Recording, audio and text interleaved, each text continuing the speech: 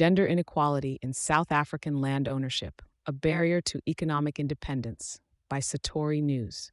In South Africa, the quest for gender equality encounters a significant roadblock in the form of unequal rights to land ownership, particularly in rural areas.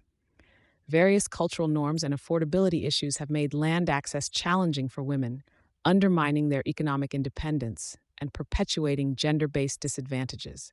A report by the Commission for Gender Equality has scrutinized the prevalent barriers faced by women in three South African provinces: Northwest, Limpopo, and Eastern Cape.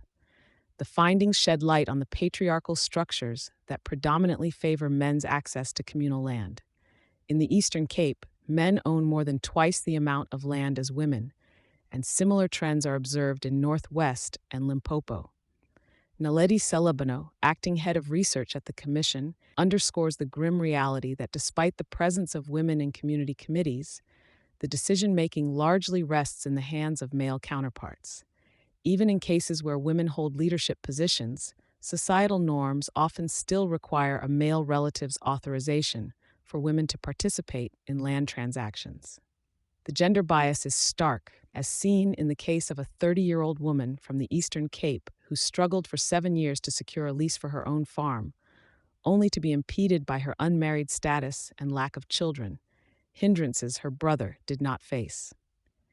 In Northwest, the traditional and royal hierarchies closely guard land distribution rights, frequently to the detriment of women. Here, land is allocated according to a pyramid structure, with the firstborn male child at the apex, followed by married men and then women, who are often represented by their husbands or male elders. Women in these communities have voiced their frustration at being marginalized and virtually silenced in decision-making forums, where some feel their role is still confined to domestic spaces. The Commission's study also reveals nefarious schemes that exploit women seeking land, where stands allocated to them are simultaneously promised to men, banking on the assumption that the men will prevail in disputes. In an act of resistance, younger women are increasingly pushing against these oppressive norms to claim their rightful place in land governance.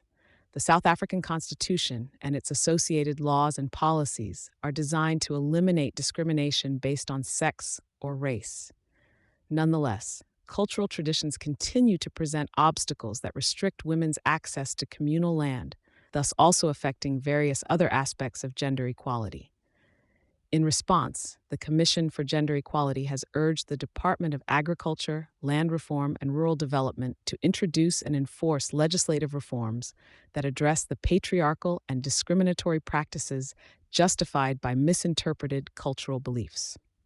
Thank you for choosing Satori News.